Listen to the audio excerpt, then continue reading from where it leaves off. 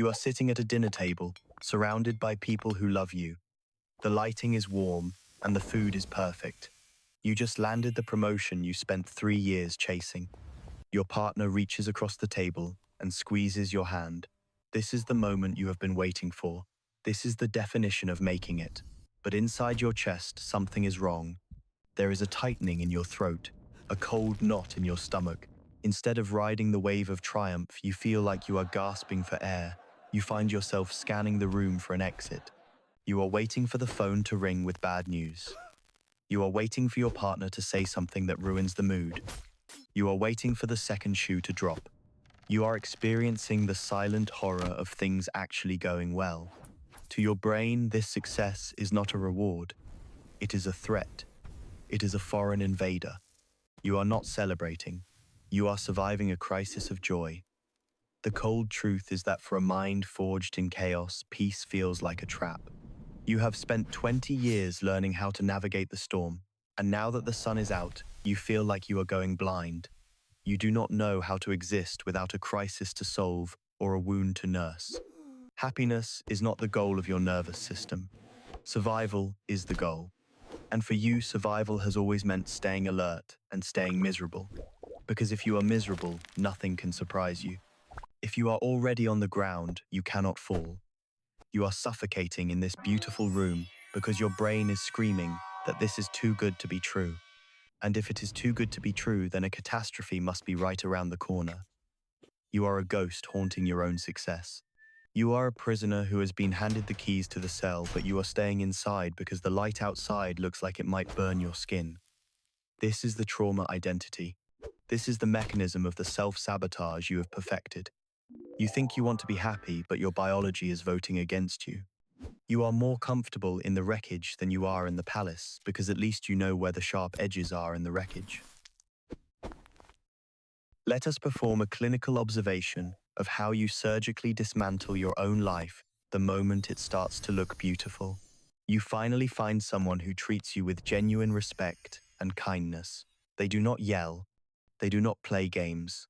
They show up when they say they will. And what do? You start picking fights over the way they breathe.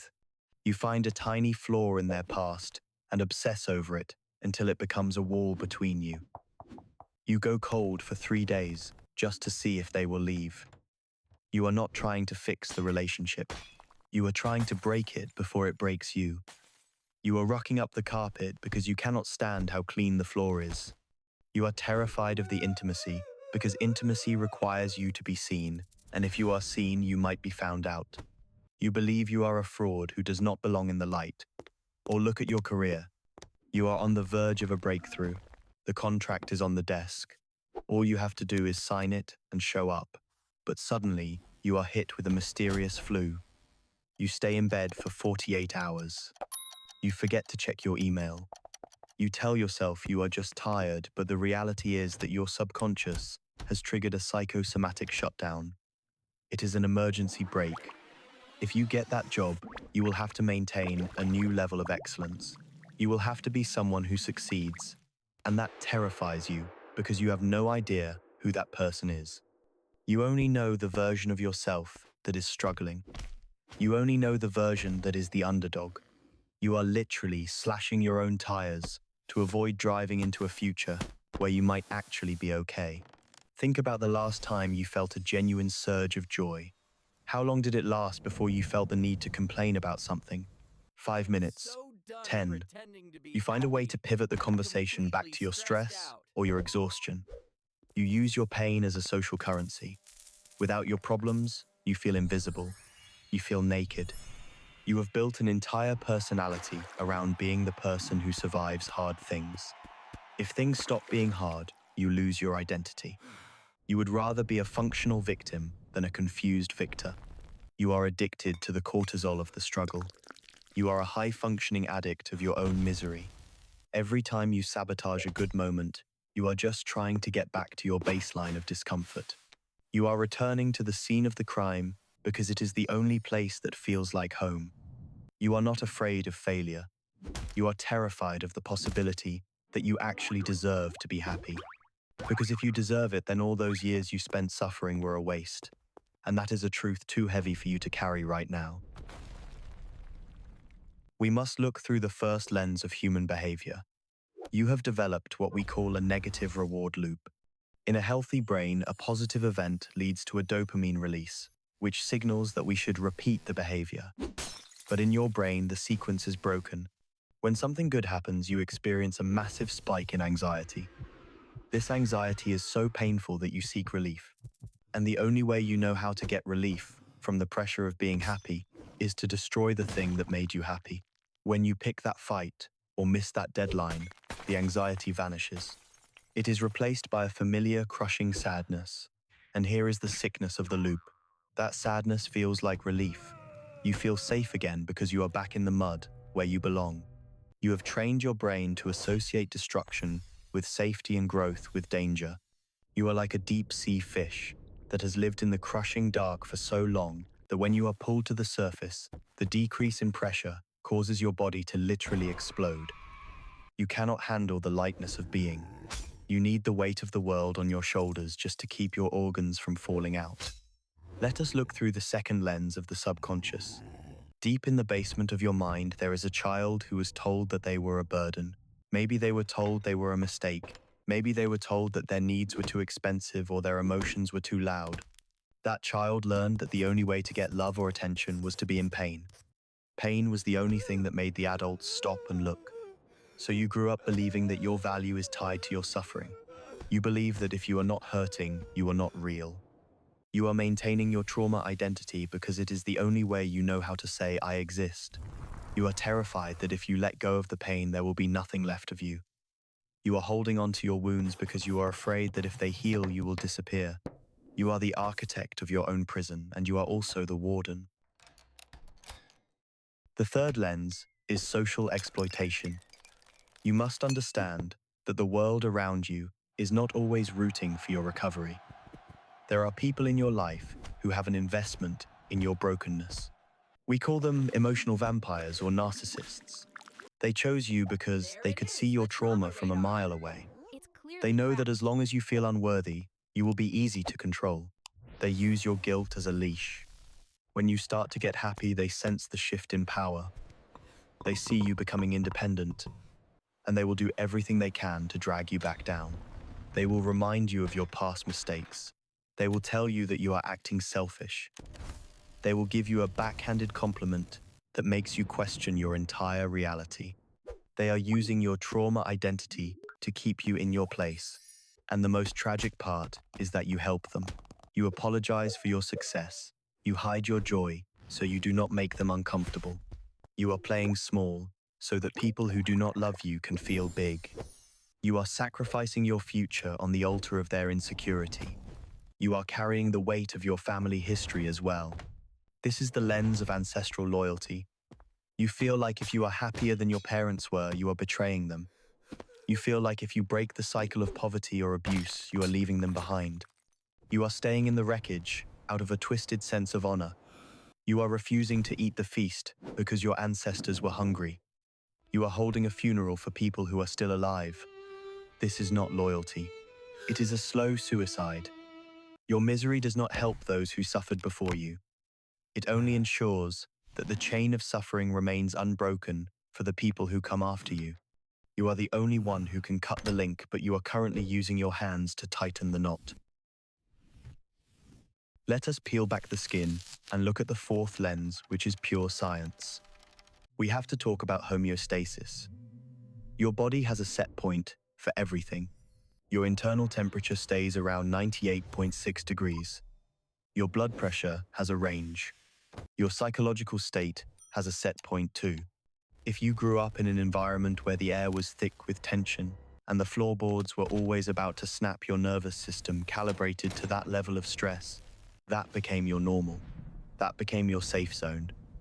Now, as an adult, when you experience a surge of dopamine or serotonin from a positive event, your brain registers it as a deviation from the norm. It is an anomaly. Your amygdala, which is the smoke detector of your brain, starts firing. It does not care that the stimulus is positive. It only cares that the stimulus is intense and unfamiliar. It interprets the rush of happiness as a loss of control. It senses that you are vulnerable. To the amygdala, being happy is like standing in the middle of a field with no cover. It is dangerous.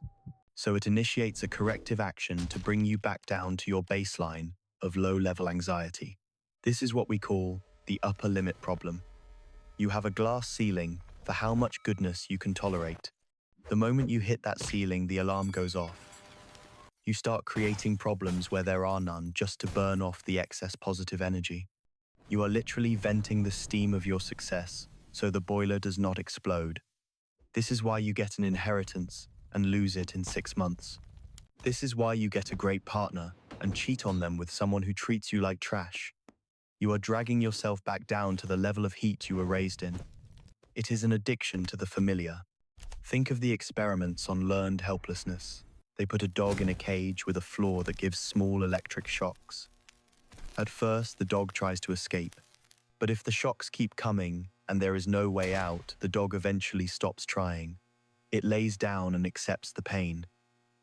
But here is the terrifying part. When the researchers finally open the door to the cage and stop the shocks, the dog stays there. Even when it sees the open door, it does not leave. It has integrated the pain into its identity. The cage has become its entire world. You are that dog. The door to your happiness has been open for years, but you are still sitting on the floor waiting for the next shock.